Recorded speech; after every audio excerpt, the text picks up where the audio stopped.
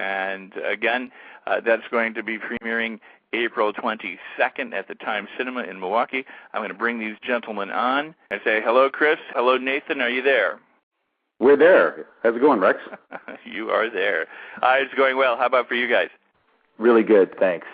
Now, you should identify yourselves so that the listeners know and then can distinguish your voices after that. I'm Chris. I sound more like C-3PO, and Nathan sounds more like Darth Vader. Hey, I'm Nathan. All right. And Chris, you're having the baby? Your wife is having the baby? Well, my wife is, yeah. It's going to be our first kid. So we're just excited. Our first kid, our first movie, and Nathan and I are just really pleased to see the reaction that Long Pigs is finally getting after such a long time getting it made. And you've had some success with the festivals regarding Long Pigs. We have. We toured at a bunch of festivals. I mean, we had also a bunch of follies at the different festivals. Basically, you know, our official festival world premiere was mislisted at Cinequest for being at 10 a.m. when it was actually at 10 p.m. When we showed up to the theater, we were so happy that our efforts at correcting people had turned out because there was a lineup at the door. Unfortunately, we were also playing in a theater that was premiering 300 on the same night. So we played to about 57 people on that night. But festivals have been fun. We showed up and saw the lineup. We thought, oh, my God, we're going to be packed. This is great. We got all excited. And then we watched everyone file into 300. But it was still great. It was still, you know, fairly big festival. J.J. Abrams was there. It was Cinequest in San Jose. So it was a pretty big festival. Lots of industry people there, lots of buyers, lots of other young filmmakers. And it was good. I mean, you got to kind of pick and choose which ones you go to. Just obviously you can't fly around and go to every festival you get into. But we've been lucky going to ones that have turned out to be really great. Yeah, and it's kind of you basically get treated like a rock star for the weekend, and you come back, and then you have to go to work, and life goes on. You know what I mean? It's great for the ego, and it's great for people to see the movie, but you do have to watch it just from a budgetary standpoint, quite frankly. Well, let's talk a little bit about that then before we get into the making of Long Pigs. What's it like? I mean, you submit, you wait, you get word. You choose, how did you set up your festival circuit run, I guess I want to say? We kind of went through all the festivals that were around and kind of tried to find, first of all, ones that the movie fit. And we kind of tossed in a mixture of like your ideal ones. Like we applied to Cannes Film Festival and all the big ones in case a miracle happened and we got into one of those. And then you pick the genre ones, and then you pick the cities you want to go to, and you kind of have to. You realize when you start applying and sending them too that every time you do it, it costs $50 or $100. Yeah, some of them are quite outrageous, so you really can add up. And then if you get in there, then you're adding. I mean, very rarely will they, pay outright for you to go anywhere. They might have some deals or some sponsors, but basically each one of these festivals to go to ends up costing you money. So it's one of those realities that we were sort of faced with. When we don't have a major studio that's flying you around to these things, and you're basically doing it on your own dime. I think it's the era without a box as well. I mean, you've got every festival and their cousin on there, and you've got to kind of wade through them all. It's easy just to kind of pick a bunch and just send them all out, but a lot of times I think some of them are just up there and they're not really festivals. So definitely have to do your research first and make sure that it's something that people go to, that there's going to be any kind of media there, that So I think it's become a bit of a business. I think people set up festivals and they have absolutely no idea what they're doing, and they just do it as kind of a cash grab. Well, we've run into festivals where people have set up the festivals specifically because they couldn't get their film shown at any legitimate festivals, so they set something up and then invited other people out there. So there are about as many different festivals as there are independent films these days, which means we're flooded with them.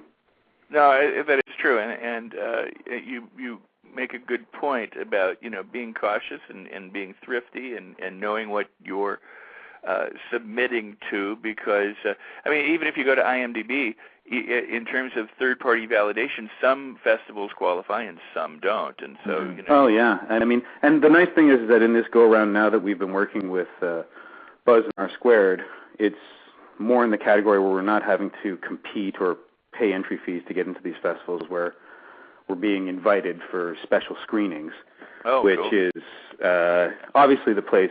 That's a much more enjoyable process for us, and especially since we don't have to fill out those blasted forms, which again, it can be basically a full-time job applying for festivals very easly. Yeah. And a lot of dignity out the window, a lot of begging and pleading and calls to the programmers. The dignity goes out the window. Are you screening a DVD of it, or are they requiring you to have prints? Or they're looking. Most of them actually are looking for Blu-rays. It's kind of the age of digital media, and I think a lot of these rep cinemas, as we call them,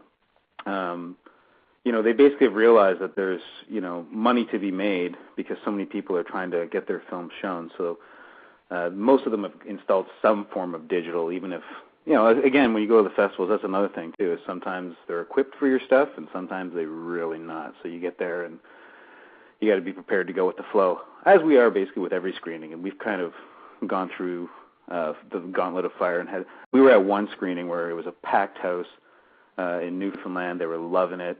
And basically with 10 minutes to go, the film suddenly stopped, and it was like the tape stopped and started to rewind, and basically the guy fell asleep while he was transferring it. Didn't realize that the tape had run out before the film had run out, and they didn't have, we were like, okay, we've got it on 5 other formats, which one can you use? And of course they only had this one format that they were using, and that was it. So we basically had to watch the whole audience file out past us, sort of going, what happened, So if it's not, it can't be worse than that. That's for sure. We've also seen it. I mean, we screened at a festival in L.A. at the old Vine Theater, right at Hollywood and Vine, which is a massive old theater, and they showed it on a regular old DVD, and that was probably the nicest looking, version of it we saw. And we, went out and got our HD Digit Beta copies that cost $500, and we did it that way too. But remarkably, the best copy I saw was off of DVD. Yeah, it's kind of luck of the draw. Wow, interesting, very interesting. The projector is usually the biggest part of it. Yeah, obviously. You've learned. So. Yeah.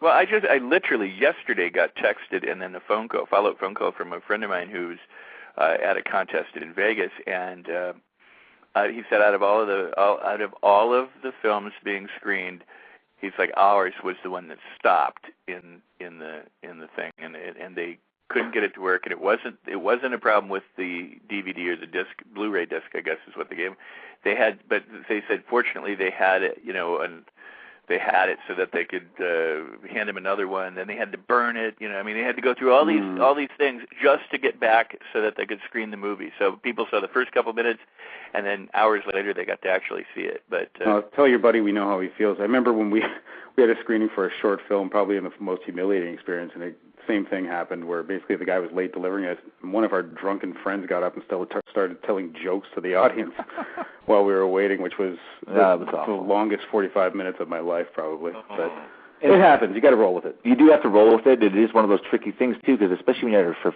a festival, it's your world premiere. It's momentum, right? Like every screening counts early on. So when it happens, it's easy to get really down. But you do just have to roll with it.